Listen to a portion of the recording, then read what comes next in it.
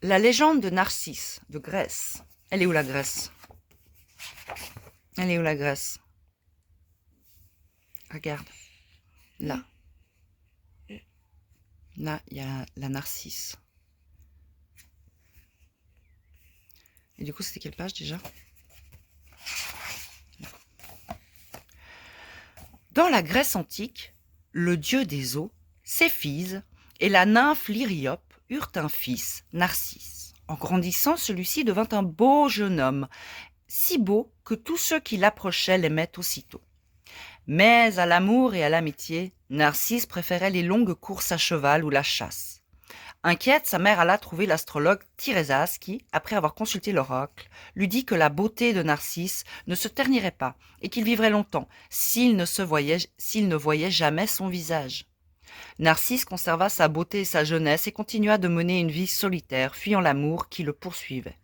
Chaque fois qu'il allait dans la forêt, la nymphe Écho le suivait furtivement.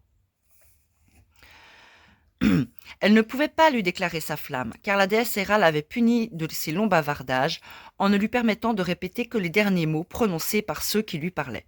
Un matin, entendant des pas derrière lui, Narcisse s'écria « Qui est là ?»« Est là !» répéta Écho, caché derrière la futaie. « Qui es-tu ? Montre-toi » insista Narcisse. « Montre-toi » répéta Écho, qui finissait par apparaître. Rassemblant tout son courage, elle lui avoua son amour, qu'elle mima par geste. Mais Narcisse, qui ne voulait pas s'encombrer de sentiments, dit « Je préfère mourir que de t'aimer. »« Mourir que de t'aimer » fit Écho en pleurant. Et c'est elle qui s'éteignit un peu chaque jour, de tristesse. Son corps s'évapora et il ne resta que sa voix, que l'on peut encore entendre dans les montagnes et les vallées. Indifférent, Narcisse poursuivit sa vie sans amour. Il finit toutefois par avoir un ami. Un jour, qu'il se baignait avec lui dans l'eau claire d'une rivière, il vit son visage dans l'eau pour la première fois et en tomba éperdument amoureux. Désormais, son ami ne comptait plus. Par mépris, il lui fit apporter un glaive avec lequel le jeune homme, désespéré, se transperça le cœur. Et les amitiés à l'époque, c'était pas de la rigolade, hein. Pardon.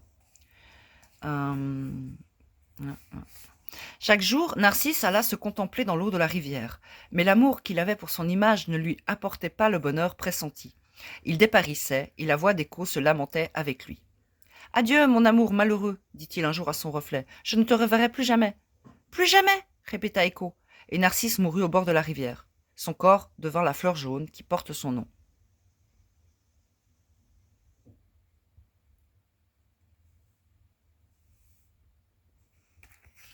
Et voilà, la fleur narcisse, tu sais laquelle c'est? On appelle aussi la jonquille en français.